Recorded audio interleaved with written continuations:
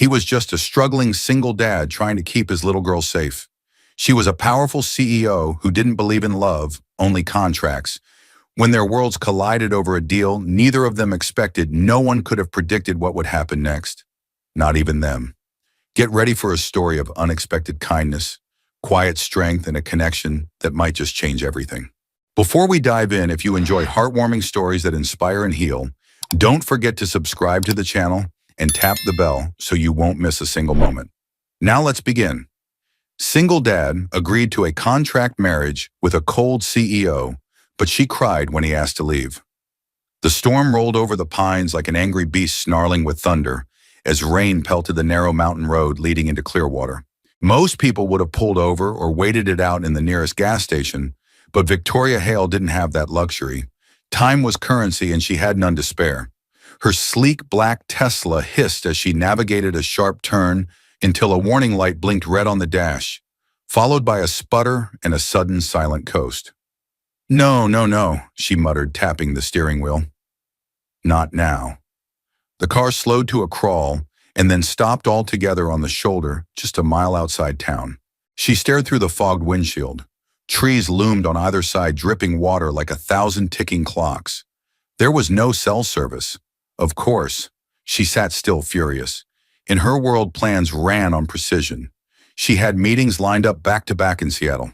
She was scouting a potential site for a new HaleGen community health center. This was supposed to be a quiet detour.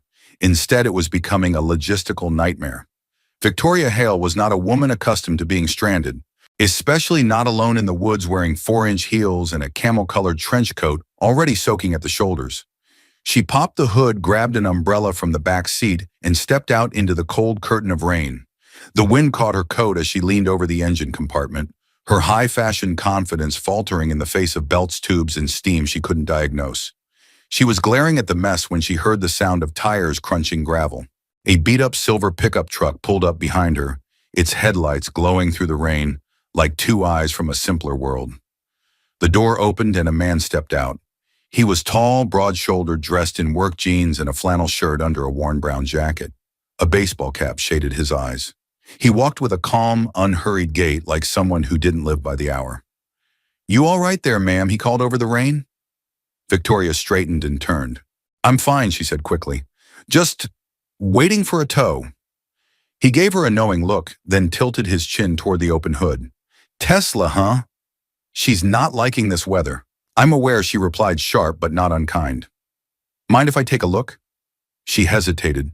Normally, she'd never say yes to a stranger on a back road, no matter how calm his voice. But her phone was useless and the downpour was getting worse. And something about the man's presence felt grounded. "Suit yourself," she said, stepping aside. He walked up, peered under the hood, and fiddled with something near the fuse box. "Flooded relays," he murmured, more to himself than to her. "Should have been sealed tighter." "You know what you're doing." He smiled, just a faint curve of the mouth, like the rain didn't bother him in the slightest. "Used to work on these. My shop back in town sees them sometimes, usually after folks try to drive through puddles the size of swimming pools." He took a small screwdriver from his pocket. How he had one on him was a mystery, and tapped a housing box. The car chirped. Lights blinked. She blinked, surprised. "That actually did something." "Should get you back on the road, at least to town," he said, lowering the hood. "But I'd take it easy. Clearwater's just up ahead.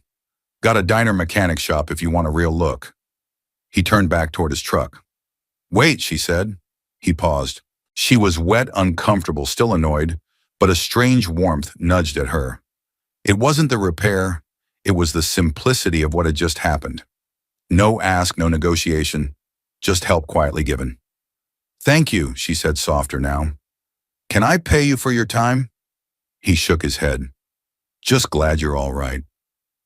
"Do you always stop for strangers? Only when they look like they've never changed a tire in their life," he said with a teasing smirk. Victoria felt the laugh escape before she could suppress it. It shocked her. He walked back to his truck, opened the door, and before getting in, looked over his shoulder. "Next time you take a detour through the mountains, maybe keep some boots in the car, and an umbrella that doesn't look like it costs more than my truck." She looked down. Her designer umbrella had indeed turned inside out. Then before she could respond, he was gone. The road felt different after that. The rain had eased slightly. The car started. She sat behind the wheel watching the truck's taillights disappear around a bend. Something about him lingered, a brief warmth that hadn't come from any engine. She hadn't even gotten his name.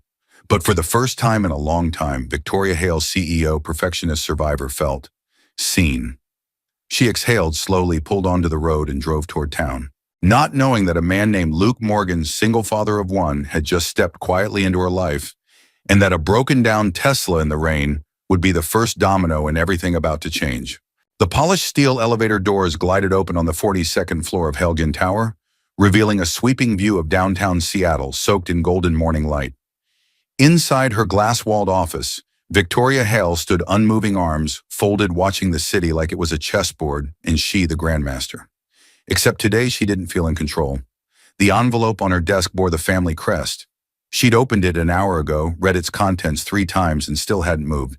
Her late father's last surprise, a clause buried in the trust. In the event of my passing, the successor to Helgen Holdings shall demonstrate stability and commitment to legacy by entering into a legally binding marriage within 60 days. If this clause is not satisfied, all control and voting rights revert to the board. A marriage clause. It sounded medieval, unlawful even, but it was real. And unfortunately perfectly legal in this context, sealed with signatures and buried in family governance documents no one had questioned. Victoria pressed her fingers to her temple. The board was already sniffing for weakness. She couldn't afford scandal. She couldn't afford delay. A fake marriage to a corporate peer would only invite leaks, lawsuits, or worse, leverage against her. No, she needed someone outside the spotlight. Someone invisible to the media, irrelevant to business. Someone with no interest in her world, no desire for power. And then, like a whisper, his voice from the roadside returned. Only when they look like they've never changed a tire in their life. The man with rain in his jacket and warmth in his smile. He hadn't asked for money. He hadn't recognized her.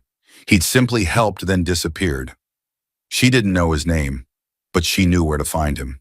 3 days later, Victoria stood outside a modest home near the edge of Clearwater, where pine trees met weather-worn fences and wind chimes tinkled gently in the autumn breeze. It didn't feel like a place CEOs belonged. She stepped onto the porch and knocked twice. Footsteps. The door opened. It was him. He wore a soft gray hoodie and jeans speckled with paint. His hair was damp, like he'd just come in from washing the car. He looked at her the way a man might look at someone who knocked on the wrong door. Polite, puzzled, and one breath away from asking if she needed directions. "You," he said. She straightened. "Me? You lost another car?" "No."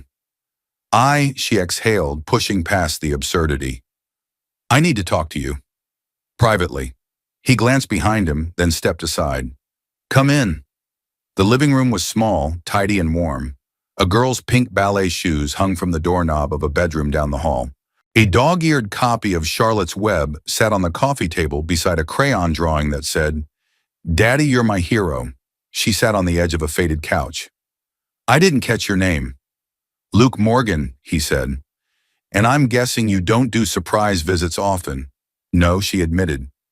"But I don't have much time. What I'm about to say will sound absurd, but I need you to hear me out completely before you respond." He folded his arms. "Go ahead." Victoria took a breath. "I'm the CEO of Helgen, a biotech company headquartered in Seattle. My father passed away last month. In his final estate documents, he included a clause that requires me to be married within 60 days or I lose control of the company." Luke blinked. "Okay, I need a legal documented marriage. One that looks legitimate on paper and to the board. I don't want someone from my world, someone who would use it for leverage. I need someone neutral, uninterested, private." His brows furrowed. "And you think I'm that someone? You helped me without asking for anything? That's rare." I remembered that. "I had someone look into you. You're a widower, a father. You work hard, you're respected, and you live away from public noise. You're safe." He laughed softly, the sound surprised but not mocking. "So this is what a contract marriage?" "Yes, 6 months. I'll provide full legal terms, financial compensation, complete privacy. You won't have to relocate unless you choose to. And your daughter Emily Wright would be cared for as well. Luke's expression darkened at the mention of Emily. You had someone look into my daughter? She didn't flinch. I'm thorough, not reckless. I wouldn't come to you if I didn't believe you could walk away whole. He stood and paced once, rubbing his jaw. This is the most insane thing anyone's ever said to me. I'm aware. And what makes you think I'd say yes, I don't, she said honestly. But I needed to ask. Because I'd rather trust a decent man I barely know than a polished viper I know too well. He turned to her, eyes serious now. I have a daughter. I don't bring strangers into her world. She wouldn't need to know the truth. As far as she's concerned, it's a private relationship between adults. I'd respect her space. He looked down at the crayon drawing on the table, then out the window toward the gravel driveway where his truck sat parked. My wife died 3 years ago, he said. I swore I wouldn't bring chaos into this house. Victoria's voice softened. Then let me be clear, this isn't chaos. It's controlled, timed, temporary. 6 months and you walk away better off than before? He didn't answer. The silence stretched. Then quietly he asked, do you even believe in marriage? She paused. I believe in strategy, she said. But lately, I'm starting to hope there's more. Luke watched her for a long moment, then nodded once curtly. I need a few days. Of course. As she left the house, the wind carried the scent of pine and wood smoke. She stepped into her car, hands trembling just slightly on the wheel. For a woman who calculated every move, what she'd just done was unthinkable. But in a world ruled by power and pretense, something about Luke Morgan had reminded her of what real strength looked like. She didn't know it yet, but this stranger, this single dad with paint on his jeans and grief in his eyes, was about to challenge everything she thought she knew about love, family, and the meaning of home. And she had no idea that by offering him a contract, she just invited her own heart into the deal. The world always felt quieter in the early mornings of Clearwater. Dew clung to the edges of Luke's front porch, glistening like glass beads on the railing, as Emily hummed to herself, drawing chalk flowers on the driveway. Luke stood in the kitchen, coffee in hand, eyes distant. He hadn't slept much. Victoria's offer spun around his head like a wheel that refused to stop turning. A contract marriage. 6 months of pretending, the very idea seemed absurd. Except it wasn't. Not when he looked at the unopened bill on the kitchen counter, the one from the dentist's office with Emily's name on it, and a cost they could barely cover, even with his weekend hours at the auto shop. He hated the thought of accepting help like that. But this wasn't a handout. It was a trade. And something else, something more subtle, had caught him off guard. That woman, that CEO, was steel in her posture and storm clouds in her eyes. She'd sat on his worn couch with perfect posture, but honest words. She didn't pity him. She didn't talk down to him. She just asked and left space for him to choose. That in itself was rare. He stepped outside and called for Emily. Time to get ready, bug. We've got school.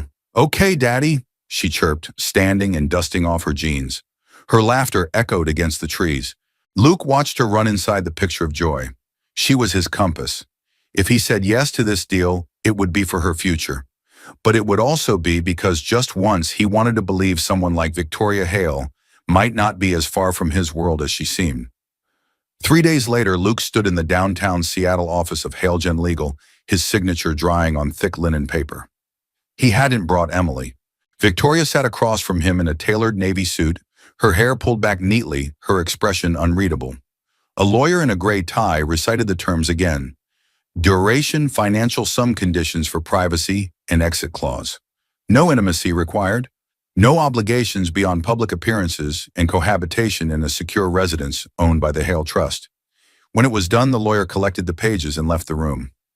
Luke remained seated, his hands folded loosely. Victoria looked at him carefully. Are you sure you're all right with all of this? He tilted his head slightly. Does anyone ever feel all right about pretending to be married to a stranger? A flicker of something amusement touched her lips.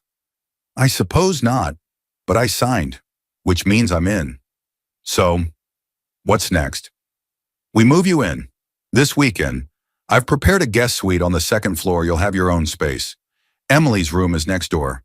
I had it furnished with what I think a child her age might like. Luke narrowed his eyes. You furnished a room for her? She'll be living there. she said simply. I wanted it to feel kind. The words settled into the room like a warm breeze through a crack in the window. Luke didn't reply right away. He looked around the office glass steel order. Her world. He didn't belong here, not really. And yet she was making room for his daughter. That counted for something. I'll talk to Emily, he said at last. Tell her it's a move, a job opportunity. Nothing more. She won't need to lie. She won't need the truth either. Victoria nodded slowly. Understood. Saturday morning, the moving truck rolled into the circular driveway of Victoria's lakeside estate on the edge of the city. Luke drove the truck himself. He didn't trust movers with Emily's drawings or the old rocking chair that had once belonged to his wife's grandmother. The house was stunning.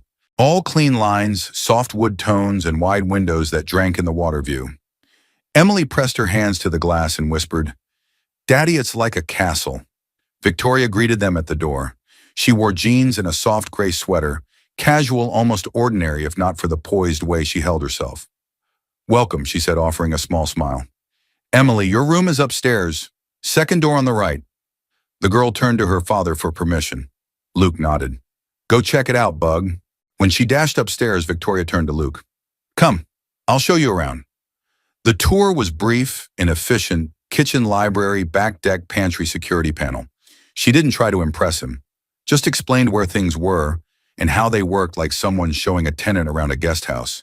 Except this wasn't just a house, it was her life, and she was opening it quietly, deliberately.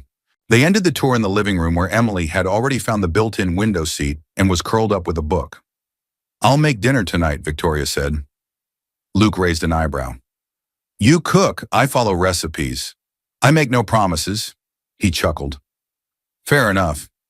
She hesitated. Luke, I know this arrangement is strange. I know it goes against everything familiar. But I want you to know I'll respect your space, your boundaries, your daughter's well-being. This isn't a trap. You can always walk away. He studied her, really studied her for the first time. There were tired edges behind her confidence, something deeper in her gaze, something that looked a lot like fear hidden beneath ambition. I appreciate that, he said softly, but I'm not planning to run. That night dinner was a quiet affair. Victoria's attempt at baked ziti turned out better than expected, though Luke offered to cook next time. Emily talked about school and how she wanted to plant sunflowers in the garden if they were going to stay a while. At one point, Luke looked over and saw Victoria listening, really listening to Emily talk about art and music and space unicorns. And she smiled. Not a forced one. Not a polite CEO smile. A real, unguarded smile. It hit Luke harder than he expected. He didn't love her. He barely knew her. But in that moment, something stirred. Not romance, not desire, but recognition. Of someone else quietly doing their best. Of a woman who was braver than she looked and more alone than she'd admit. Later that night, as Luke stood on the balcony outside his new room, watching the water reflect the stars, he thought again about the paper he'd signed, the rules they'd agreed to, and how rules never quite covered the parts of life that mattered most.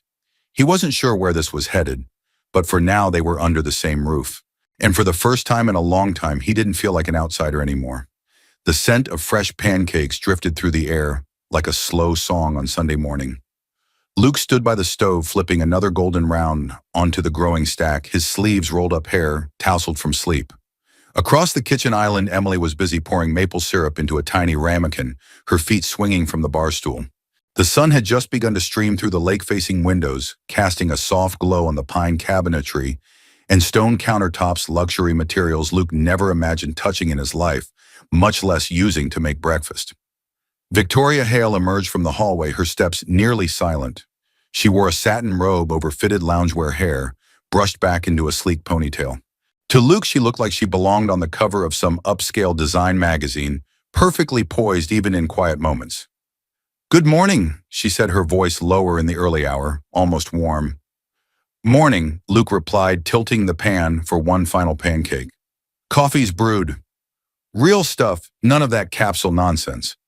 Victoria raised an eyebrow as she crossed to the machine, eyeing the French press with mild curiosity. Impressive. I brought it from home, he said, sliding a plate toward her.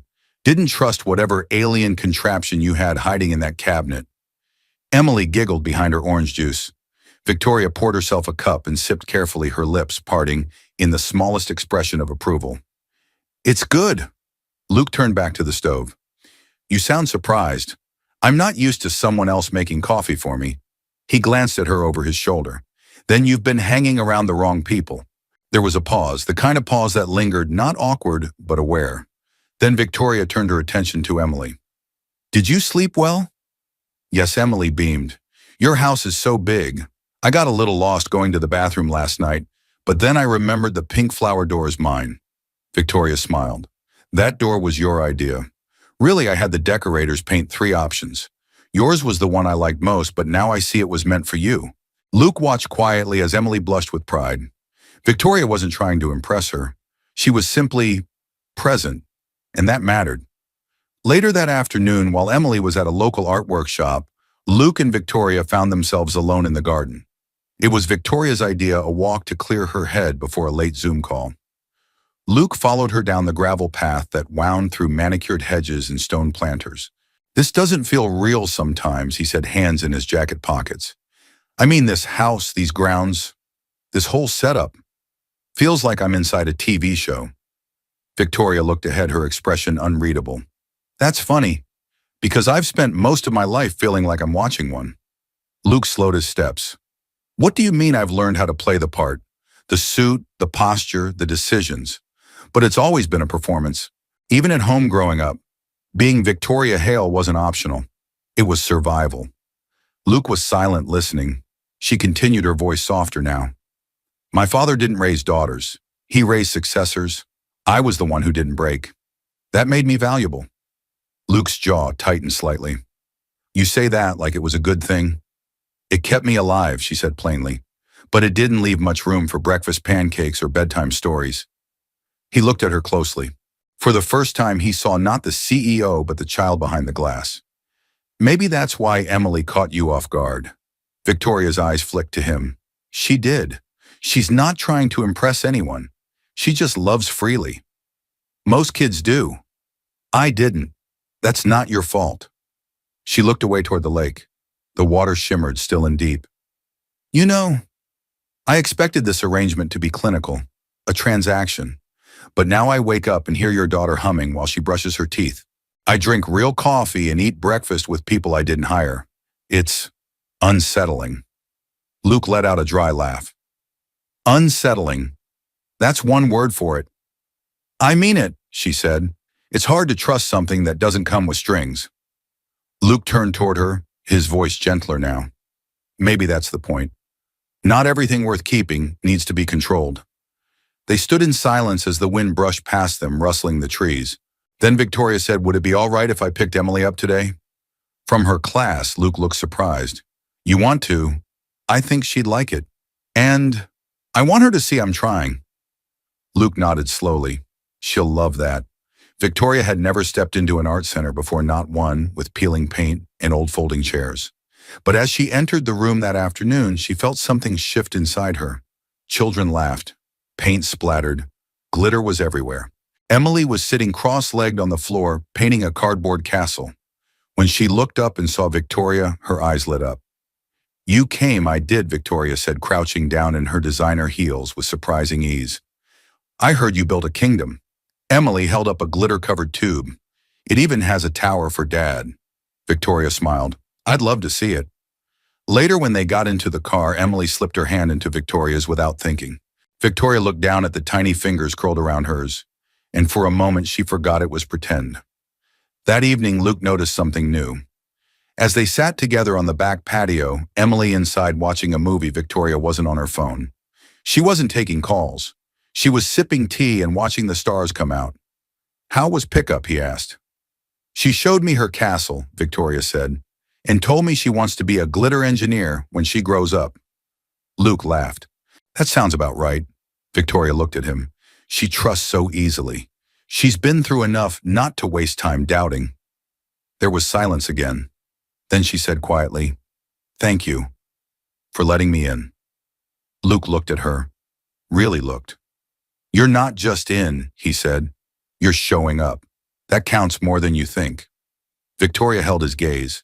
And for the first time since they'd signed that contract, they both realized maybe this wasn't a transaction anymore.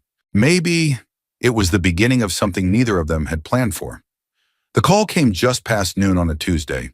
Luke was underneath a vintage Chevy in the corner of Clearwater's small garage, wrench in hand, when his phone buzzed in his back pocket. He slid out on the dolly, wiped his hands on a rag, and glanced at the screen. Westbrook Elementary. His heart skipped a beat.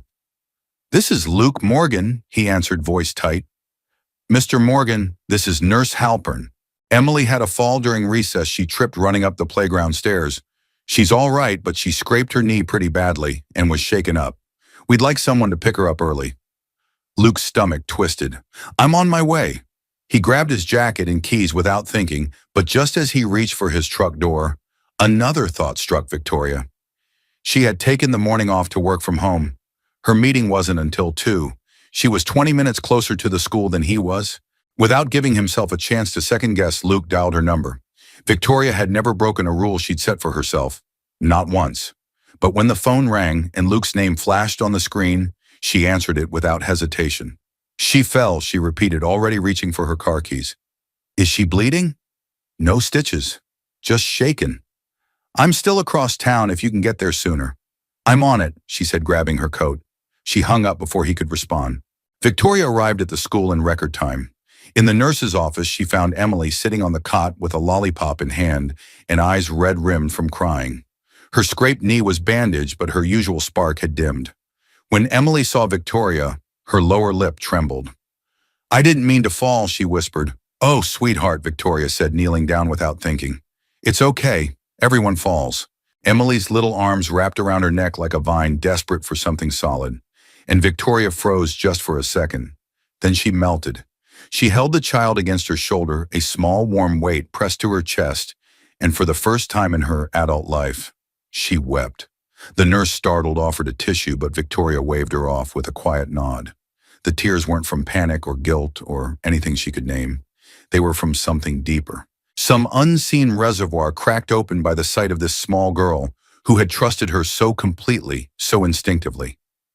Emily whispered, "Are you crying just a little?" Victoria murmured. "Because I'm glad you're okay." The girl nestled in closer, and that was the moment something broke open in Victoria Hale, a place long boarded up. Not out of malice, but out of necessity. Luke arrived 20 minutes later to find Victoria sitting on the cot with Emily asleep against her shoulder. He stopped in the doorway, quietly watching. She didn't see him right away. Her hand was stroking Emily's back gently, rhythmically, her expression soft in a way Luke had never seen before. When she finally looked up, her eyes were glassy. "She's all right," she whispered. Luke stepped closer. "Thank you." She was scared. "I think I was too." He didn't ask why she'd cried. He didn't need to. He could see it in her, the layers peeling back one at a time, revealing not weakness, but humanity. Victoria slowly stood cradling Emily as if she weighed nothing. "Can you take her?" Luke nodded and gently took the sleeping girl into his arms. She murmured his name, then settled against his chest. They walked out together, silent. Back at the house, Emily napped in her room. Victoria stood in the kitchen with a glass of water she hadn't touched. Luke leaned against the counter, arms folded. "You were good with her. I didn't feel good. I felt unprepared." "That's parenting," he said. "Even for the real ones." She gave a dry laugh. "You make it look easy. It's not. But I had no choice. When Emma, my wife, passed, it was just Emily and me. I fumbled a lot.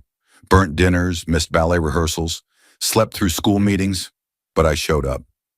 Victoria looked at him. "And that's enough," Luke shrugged. "Kids don't need perfection. They need presence." She looked down at the water in her glass. "I don't remember anyone ever showing up for me," she said softly. Luke's voice dropped. "That's probably why you're so good at standing on your own. But I'm tired of standing alone." There it was, the words she hadn't meant to say, the truth she hadn't realized she'd been holding back. Luke didn't rush to answer. He just nodded slowly. "Then don't." She met his gaze. "It's not that simple." Maybe not, but it's not impossible either. Something in her face cracked, not broken, but opening like ice thawing under morning sun. She stepped back from the counter, needing space. "I'm going to lie down for a while," she said. Luke watched her go. He didn't follow, but for the first time he didn't feel like a guest in her house. He felt like he belonged. That night the air was cooler.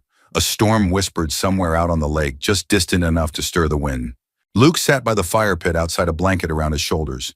Victoria joined him without asking, a cup of tea in her hand. For a while neither spoke. Then she asked, "When did you know you could love again?" Luke didn't answer right away. He watched the flames lick at the logs, shadows dancing across the stones. "I didn't," he said finally. "I just knew I wanted to feel something again, even if it hurt." She turned to look at him. "I'm not ready," she said. He nodded. "I'm not asking you to be, but I'm curious about what it would feel like to be held, to be seen." He met her eyes. "You're already seen." The words landed gently, not as flirtation, not as comfort, but as truth. Victoria looked back at the fire. For once she didn't need to speak, and for once someone was sitting beside her who didn't require her to. And in that quiet beneath the stars and above the lingering ache of memory, two people once strangers began to understand what it meant to slowly, tenderly fall into something real. It was late September when the seasons began to turn the air cooling enough to justify sweaters and the scent of cinnamon slipping into everything from candles to coffee. At the Hale estate, the trees along the lakeside blushed into gold and scarlet. The house no longer felt cavernous. It felt lived in. Luke stood in the hallway one morning watching Victoria struggle with a stubborn zipper on Emily's new ballet dress. "Hold still," Victoria said, brow furrowed, fingers fumbling. "This thing is like dressing a snake." Emily giggled, twisting to look up at her. "You're better at coding than clothes, huh?" Luke leaned against the doorframe, arms crossed. "She's got a point. I can terminate a billion-dollar contract with 3 lines of legalese," Victoria muttered. "But I'm losing a battle to glitter tool." "Here," Luke said, walking over. Their hands brushed as he took over the zipper. "You get the shoes." She looked at him, something unspoken warming her gaze, then nodded and knelt to help Emily slip on her flats. It was a quiet, domestic moment. Unremarkable, really. But to Victoria it felt monumental. Because for the first time since signing the contract, she'd stopped thinking about it. She had forgotten she was playing a part. That evening after Emily's ballet class, they went out for dinner, something casual.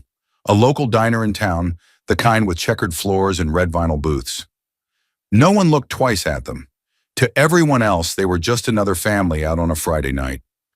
Emily was busy coloring the kids' menu while Luke sipped iced tea and scanned the specials. Victoria watched them both, feeling a strange warmth in her chest.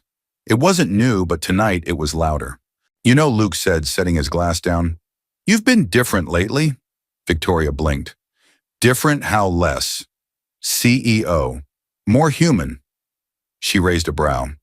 "Is that a compliment or a red flag?" "Compliment," he said, smiling. "You laugh more. You listen. You ask about my day now." She tilted her head. "You noticed I'd be blind not to." She looked away, a blush, threatening to betray her calm. "I guess I stopped fighting the quiet." He nodded. "Sometimes quiet's where the real stuff lives." They shared a glance across the table, brief but electric. Then Emily interrupted with a proud announcement that she had colored the entire octopus pink because she's fabulous.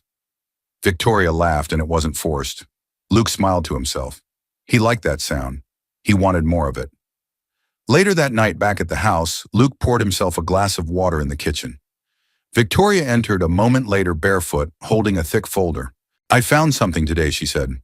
"In the archives." Luke raised an eyebrow. "You guys have archives, of course," she replied. "We're a billion-dollar company. And also, my father liked paper." She opened the folder and handed him a letter yellowed with time.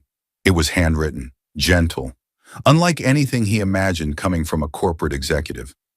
"I didn't know he'd written this," Victoria said. "It was addressed to my mother." Luke read silently. The letter spoke of dreams, regret, hope for their daughter, a longing to be present but admitting he didn't know how. It ended with a single line. "I hope one day she finds a man who makes her feel safe enough to be herself."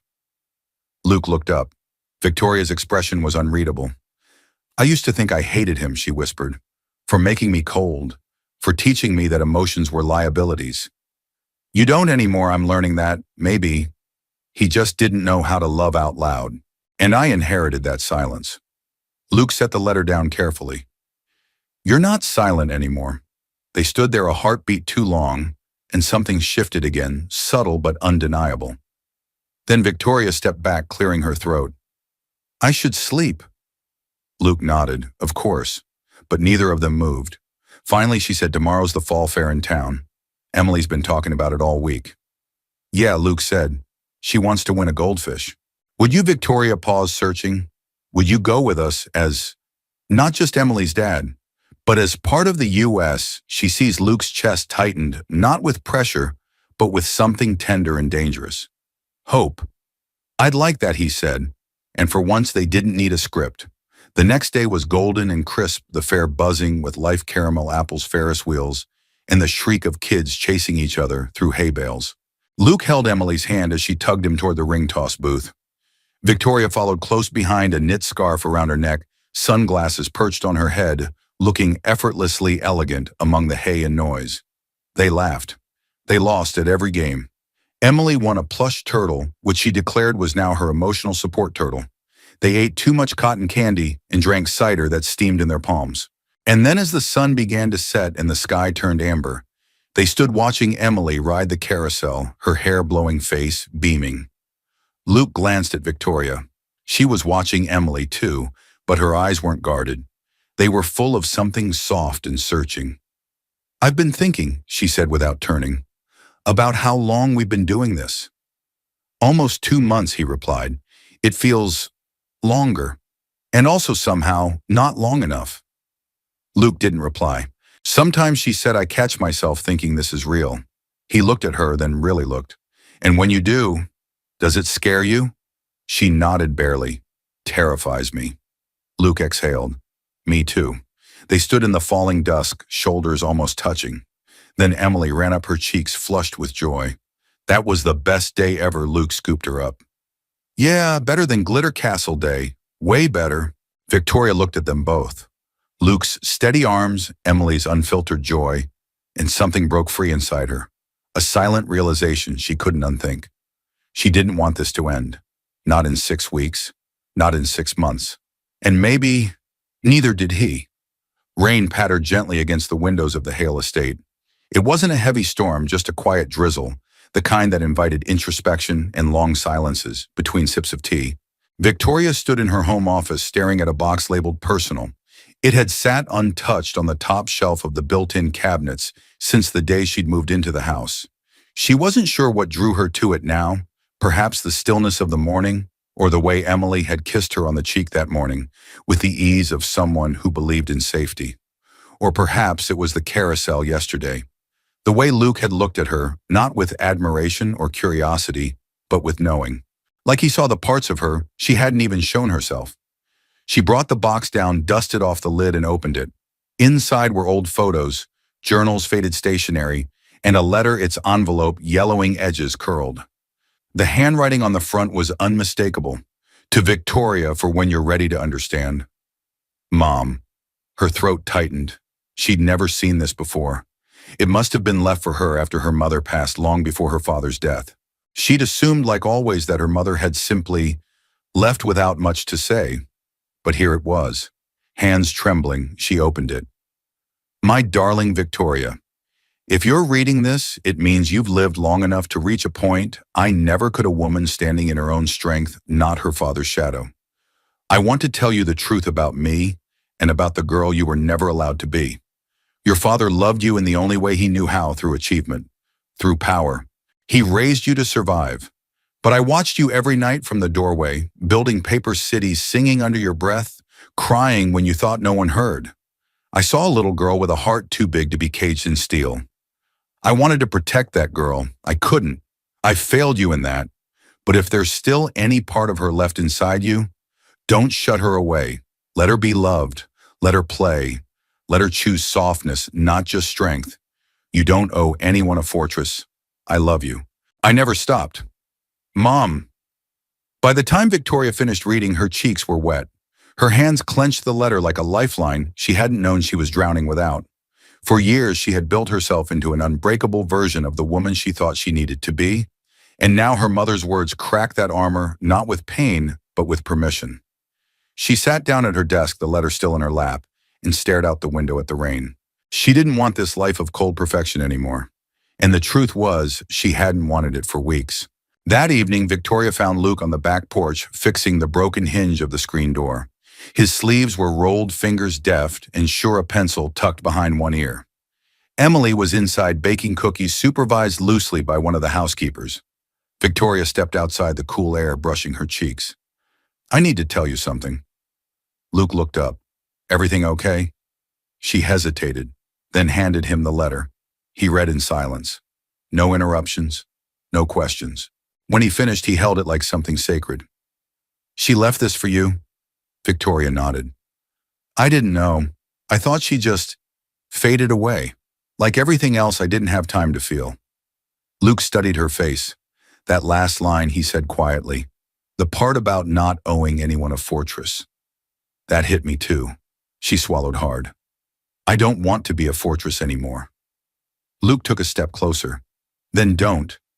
"I'm scared. I know. But I also," her voice broke, "I think I want to be seen. Not for what I've built, but for who I am." Luke reached out, brushing his fingers gently against hers. "You're already being seen. You've been seen for a long time now." She looked down, then up into his eyes. "What if it's too late?" "It's never too late to let someone in." They stood like that for a moment, closer than ever, but still held back by the weight of their unspoken truths. Then Emily burst out the back door, covered in flour and joy. "The cookies are burning," she cried dramatically. Luke and Victoria sprang into action, running into the kitchen with matching urgency. They pulled the tray from the oven, singed but salvageable. Emily laughed so hard she dropped her spoon. Victoria turned to Luke with a grin. Crisis averted. "You've got to teach her oven basics," he teased. "Me," Victoria scoffed. "You're the one who made banana pancakes without measuring anything." Emily piped up. "That's his superpower." Victoria smiled. "Then what's mine?" Emily tilted her head, being soft and brave. That froze them both.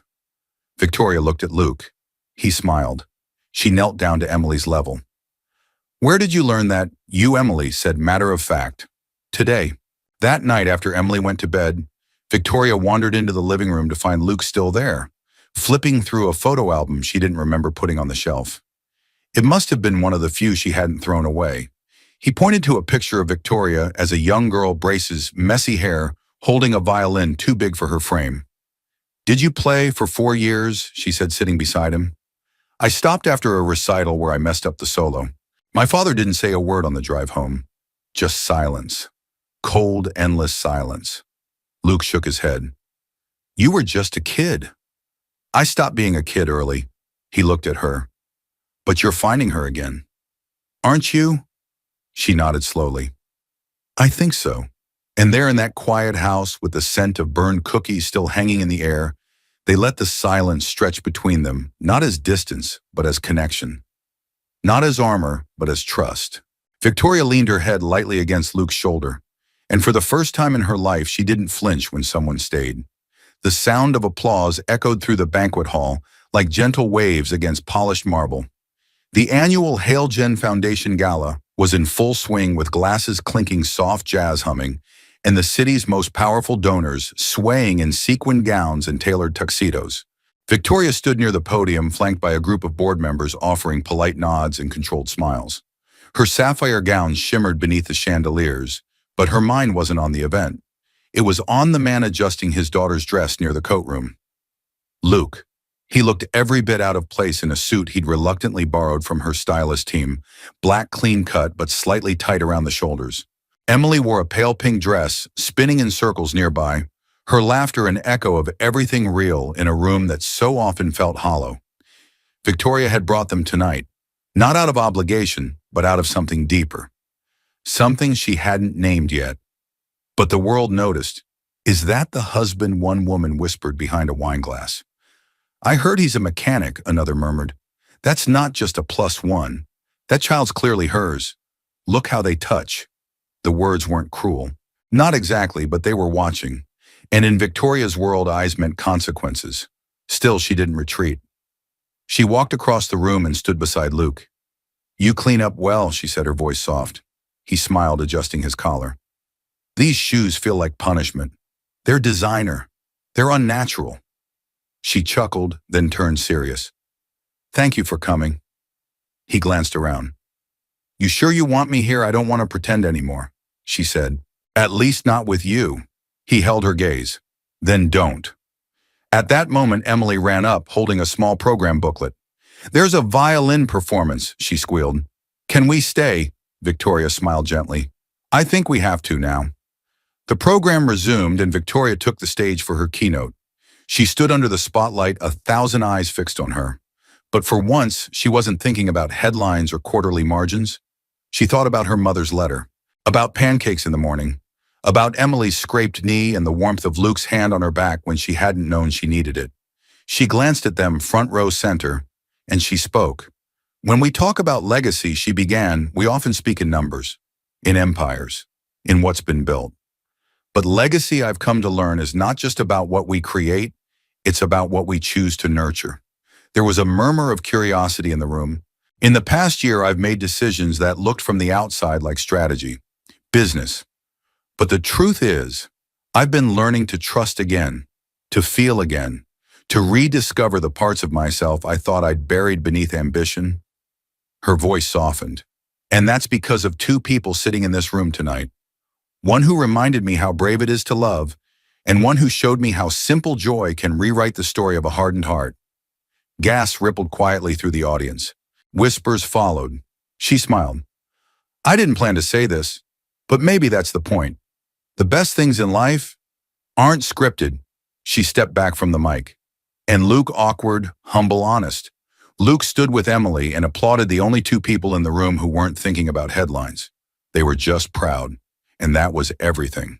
But the press naturally was less tender. The following morning, headlines lit up every business blog and gossip column alike.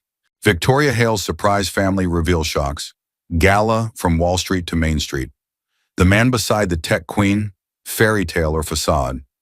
Luke sat on the front steps of the house, scrolling through his phone, lips tight. Victoria joined him, handing him coffee. "You saw it," she said quietly. "Yep. They'll twist it for a while. It'll pass." Luke set the phone down.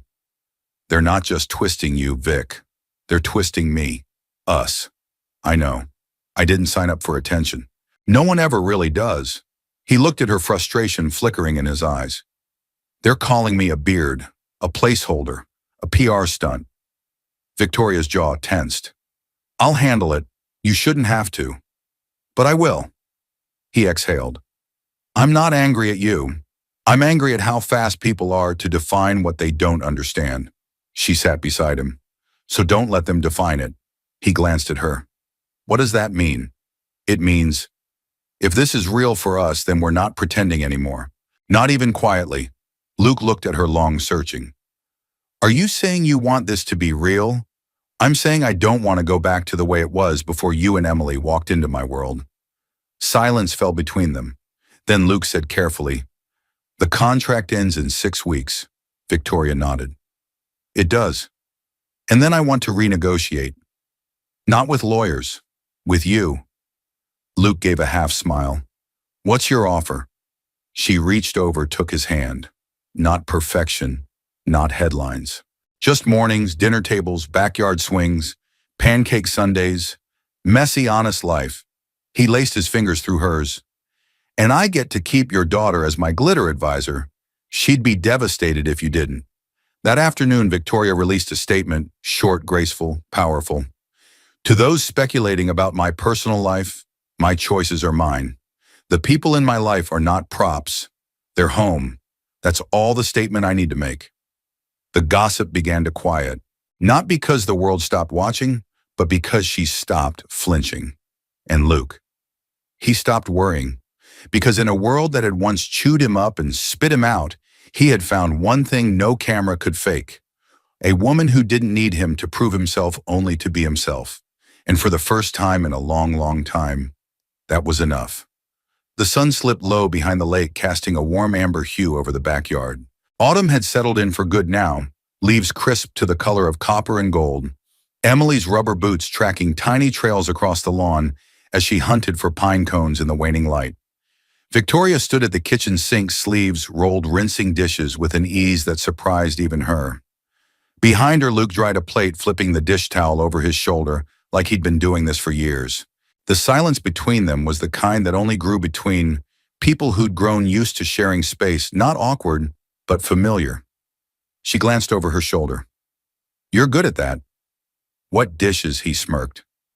"It's part of the dad's starter pack." She grinned. "Well, you've got an excellent technique. Precision. Efficiency." "I try." He reached for the next plate but paused when he saw her watching him. Something flickered between them, unspoken, tender, unfinished. Victoria set the sponge down slowly. "Can I ask you something personal?" "You can ask me anything." She turned to face him fully, the water still running behind her. "Do you remember the first moment you started to feel something real?" Between us, Luke looked at her, the towel hanging forgotten in his hand. "You mean besides the time you threatened to have me legally bound to a 6-month contract if I didn't marry you?" She laughed, a soft, surprised laugh, and the sound made his chest ache in the best way. "I mean after that," she said. He set the towel down. "I think it was the day Emily fell and you were the one who showed up. The way you held her, the way you fell apart when you realized she trusted you. That did something to me." He stepped closer. "And you." She swallowed, her voice quieter. "It was the night you sat outside with me after her bedtime. We didn't talk much, but for the first time in years, I felt like I didn't have to pretend I wasn't lonely. And you didn't try to fix it. You just stayed." Luke's eyes softened. Sometimes staying is the bravest thing. The moment stretched. She took a slow step toward him. "I don't want to pretend anymore," she whispered. He met her halfway. "We're not pretending." Her fingers brushed his. "But we started this whole thing on a contract." "I know." She hesitated. "What if, when the contract ends, you realize this was all proximity circumstance?" He leaned closer, voice low and certain. "Then why do I miss you every time you leave the room?" Her breath caught. "I've been afraid," she said, "of getting used to this, of needing something that might not last." "You're allowed to need things," he said gently. "You're allowed to be human." She blinked fast. "What if I'm not good at love?" Luke reached up, tucking a strand of hair behind her ear. "Then let's be bad at it together. But let's be real." She closed the final inch between them, resting her forehead against his. It wasn't a kiss, not yet, but it was the kind of nearness that only happened when hearts agreed before lips did. Outside, Emily's voice rang out. "I found 3 pine cones." "That's a personal record," Victoria laughed against his chest. Luke smiled, stepping back with a quiet chuckle. "She keeps us grounded," he said. "She keeps us honest," Victoria added. They both turned toward the back door as Emily burst in, holding a handful of pine cones with the pride of a treasure hunter. "I'm making decorations for the Thanksgiving table," she announced. "You're a little early," Luke said, taking one of the pine cones and inspecting it. "I like to be prepared," she said with mock solemnity. Victoria crouched down. "How about we bake something together tomorrow? You, me, and Luke. A practice pie." Emily grinned. "With cinnamon? Of course. And glitter." "Let's keep the glitter off the pie," Luke said quickly. They all laughed. That night, after Emily was tucked in the house, fell into a soft hush. Victoria stood by the fireplace, watching the embers fade. Luke joined her, 2 mugs of tea in hand. "I talked to my lawyer today," she said. His brow lifted. "About the contract." Luke's face grew still. "Is something wrong?" She shook her head. "No. It's, expiring in 3 weeks." He nodded, cautious now. She continued. "I asked what would happen if we just dissolved it quietly. No press, no fanfare. Just let it end." Luke's voice was low. "Do you want to end it?" Victoria turned to him fully. "I want to end the contract." He didn't speak. "I want to end the contract," she repeated, "because I want us to be real. No paperwork, no obligations. Just us." He exhaled slowly, a smile tugging at the corners of his mouth. I was hoping you'd say that. She stepped closer, took his mug set, both down, then placed her hands on his chest. Luke. Yeah. If I tell you I've fallen for you, completely inconveniently and without permission, would you still stay? He wrapped his arms around her without hesitation. I already did. And then finally their lips met, not rushed, not dramatic, but gently, deeply, like a truth spoken without words. Outside, the wind stirred the trees and the stars blinked quietly above the lake.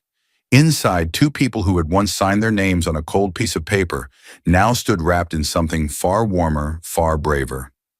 Not a contract, a beginning. Rain pelted the windows like 1,000 soft knocks, each one echoing louder than it should have. Luke stood by the edge of the lake, hands in his jacket pockets, boots sinking slightly into the damp earth. The air smelled of cedar and distance. Behind him, the lights of the house still glowed warmly, so different from how it had once felt. Back then, it had been a fortress. Now it felt like a place someone had tried to turn into a home. Tried because suddenly Luke wasn't sure if he belonged anymore. The contract would expire in 3 days. 3. And while they had crossed that boundary into something far beyond paperwork, into shared breakfasts and real laughter and soft declarations, whispered between sips of tea, it didn't erase the reality that had built it all in the first place. A deal, an expiration date, and a woman whose world might never fully have room for a man like him. Inside, Victoria sat at the long oak dining table, the legal envelope unopened before her. It had arrived that morning, final dissolution paperwork. Neutral, clean, unemotional. Everything it should be. Everything she didn't feel. She glanced at the piano across the room. Emily had played her improvised Sunshine song on it just last night, Luke clapping along with exaggerated cheer. Victoria had laughed so hard her stomach hurt. She hadn't laughed like that in years. And now her hands trembled, because she could feel the change in Luke, the distance he tried to mask with warm smiles, the way his shoulders tensed when she mentioned Seattle, the way he had started asking about moving back to Clearwater. She wanted to stop it, to say stay, but a voice inside whispered, maybe you don't get to keep something you started with a lie. She picked up the envelope, then slowly set it down again. That night, the wind howled stronger. Emily was already asleep upstairs, her plush turtle tucked under one arm. Luke and Victoria sat on the living room floor beside the firebacks, resting against the couch. Neither of them said much, until Luke broke the silence. I got an offer. Victoria turned to him slowly. From where an old client in Clearwater wants to invest in turning my little repair shop into something bigger. Expand. Bring on a few apprentices. It's good money. She nodded once. You thinking about it? He didn't answer right away. Then I'm thinking about what happens next. Victoria looked down. You're leaving. I haven't said that. You didn't have to. The fire cracked softly, its glow flickering across both their faces. I never planned to stay, he said. At least, not like this. It wasn't my world, she whispered. It became yours. It became something. But that doesn't mean I belong in it. You belong here. He turned to her, eyes searching. Do I, or do I just fit the story you've started to tell yourself? She blinked, stung. That's not fair. I know. He leaned forward, elbows on his knees. Vic, I love you. God, I do. But love without place, without clarity, that's a hard thing to build a life on. She swallowed, her voice barely audible. I thought we were building something. We were, he said. We are. But I need to know it's not built on borrowed time. Victoria closed her eyes. Then slowly she stood and walked to the cabinet. She pulled out the envelope, the contract dissolution, then returned to him. I was supposed to sign this today, she said. It finalizes everything. We part quietly. No noise, no damage. Luke looked at the paper but didn't touch it. I didn't sign it, she added. His eyes lifted to hers. Because I was waiting, she whispered, for you to say it first, that you wanted to stay. Silence. Then Luke stood too. He reached out gently, took the envelope and set it on the mantel unopened. I don't care about the contract, he said. I care about us. But I won't stay unless you ask me with your whole heart. Not out of fear. Not because it's easier than letting go. Tears filled her eyes. I'm scared, she said. Scared that if I ask you to stay and it still falls apart, it'll mean I was never worthy of something lasting. Luke cupped her face with both hands. Victoria Hale, he said softly, you are the bravest person I've ever known. But you don't have to earn love. You just have to choose it. She broke. The tears came hot, unrelenting. And she didn't fight them this time. He held her, and they stood there wrapped in the ache of everything unsaid and everything that still could be. The next morning, Luke woke early. The sky was pale, the lake still silvered in mist. He walked out onto the porch, a mug of coffee in hand, heart heavy. He needed to think. But when he returned inside, a note was waiting for him on the kitchen counter. Luke, if love is a choice, then this is mine. Stay, not because you promised, not because it's easier, but because I don't want this house or this life or this version of myself without you in it. Come back to me. Not as part of a contract, as the man I love. He stared at it for a long time, and for the first time since he'd arrived in this place, he didn't feel like a temporary fixture. He felt like home. The air was charged, not with conflict, but with change, the kind that hums beneath the surface of quiet mornings, just before the sky decides whether to rain or shine. Victoria stood in the center of the kitchen, her hands cradling a coffee mug gone cold. The note she'd left for Luke the day before sat folded neatly on the counter. He hadn't said anything about it yet, but he hadn't left either. The silence of it all pressed in around her like fog. From the second floor came the sound of Emily's bare feet pattering across the hardwood.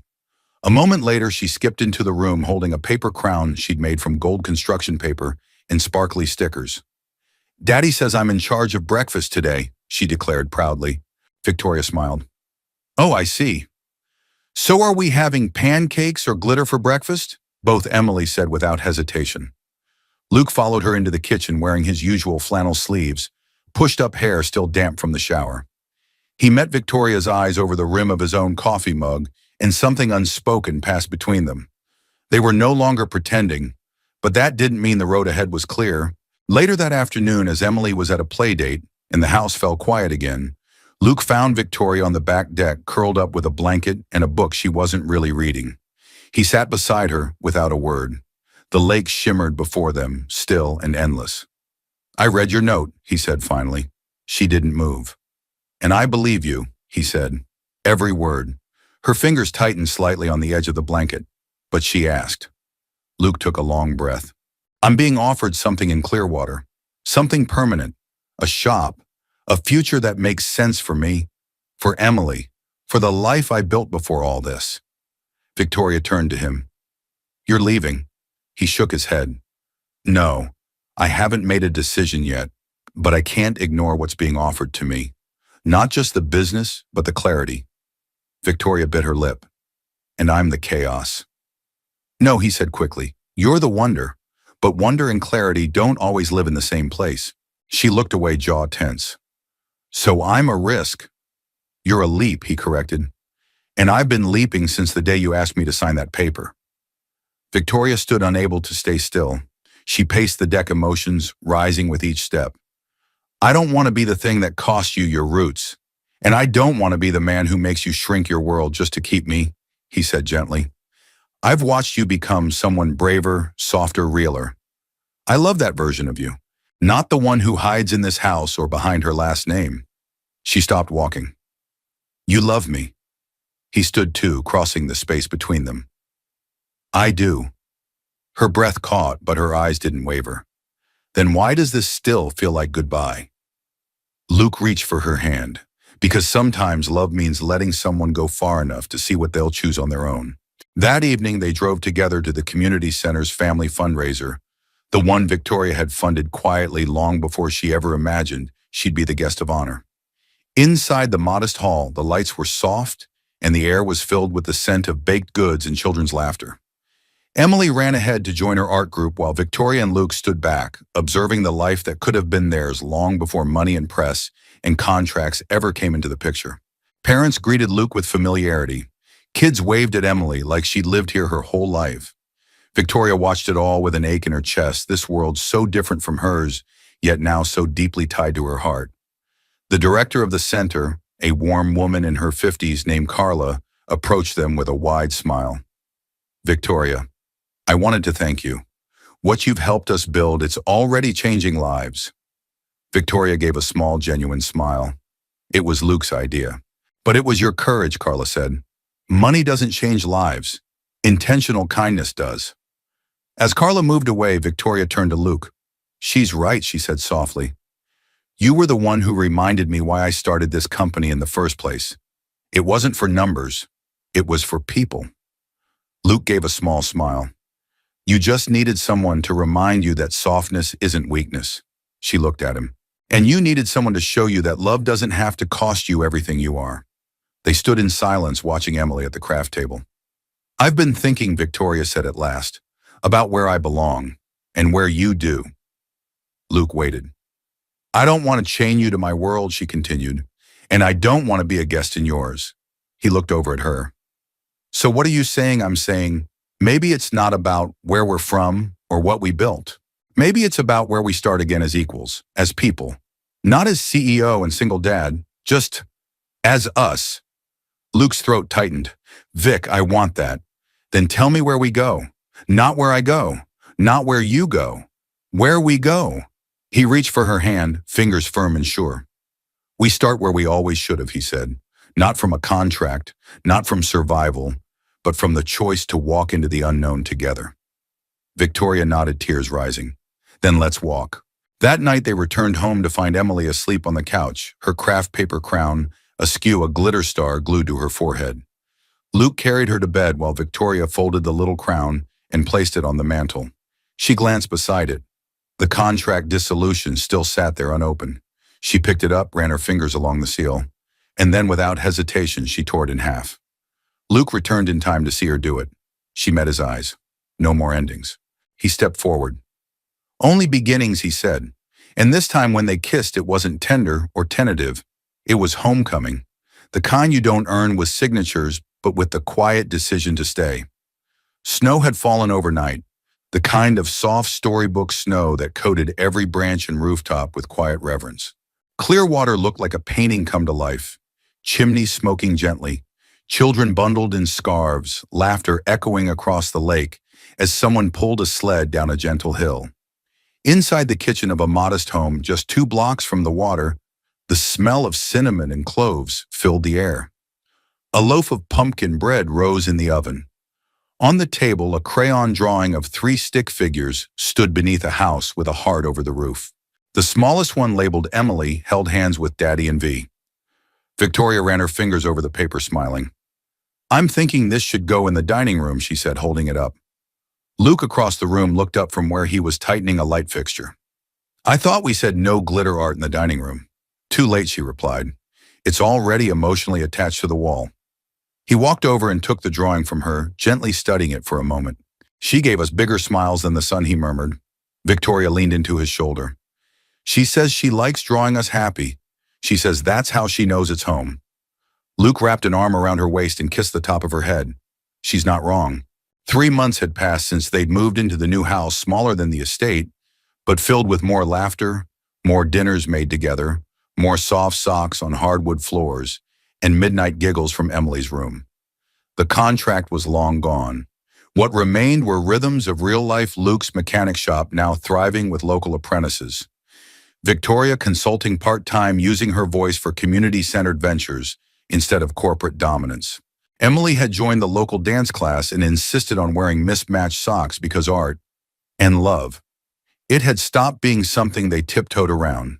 It lived in the way Luke always left the porch light on when Victoria worked late, in how she remembered the exact way he liked his eggs, in Emily's new bedtime routine that included 1 story, 1 hug, and 1 compliment for each other. Love was no longer the unknown. It was home. On a clear Saturday, the community center held its grand opening of the Morgan House of Light, a name Victoria had chosen quietly with reverence. The sign above the entrance was carved from cedar and painted by local artists. Below it, families gathered, some from wealth, most not waiting to see the inside of the center that promised resources for education, health, and healing. Victoria stood in front of the microphone, but this time she didn't wear heels or armor. Just a soft gray coat, a scarf Emily had chosen for her, and a truth she no longer needed to defend. When I first built companies, she began, I thought success looked like glass towers and market shares. But real legacy doesn't live in balance sheets. It lives in names whispered at bedtime, in warm meals, in someone saying you're safe here. She looked down at Emily, who beamed up at her from Luke's shoulders. This center is named for the two people who reminded me what light really is. Applause rippled through the crowd, and in the back, Luke's eyes shimmered. That night, as the fire crackled in their small living room, Victoria sat beside Luke on the couch. Emily curled up between them, half asleep. Do you remember, Victoria whispered, what you said to me the night I asked you to stay? Luke smiled. I said you didn't have to earn love. You just had to choose it. She turned toward him. You were right. But I think love chooses us too, when we least expect it, when we're not trying so hard to deserve it. He kissed her knuckles gently. I think love finds the ones who show up. She nodded. And stay. A pause. Then Emily stirred between them, mumbling, Did I miss the bedtime compliment? They both laughed. Victoria brushed hair from her daughter's face. You are the brightest light in every room you walk into, Luke added, and the best glitter artist on planet Earth. Emily grinned sleepily, eyes still closed. Okay, you win. As the snow fell quietly outside and the house glowed golden within, Luke and Victoria sat together, hands intertwined. Hearts settled the past, finally quiet behind them. There was no contract, no clause, no pretending, just a man, a woman, and a little girl who had learned that love wasn't found in grand gestures or perfect plans. It was found in the staying, in the showing up, in the choosing again and again, every single day, and in a home that would never again need an exit clause. We'd love to hear from you. Where are you watching from? Was there a moment in the story that touched your heart the most? If you enjoy meaningful emotional stories like this one, don't forget to subscribe to the channel and hit the notification bell so you never miss what's coming next. Thank you so much for watching and spending your time with us today. Until next time, take care and keep kindness close.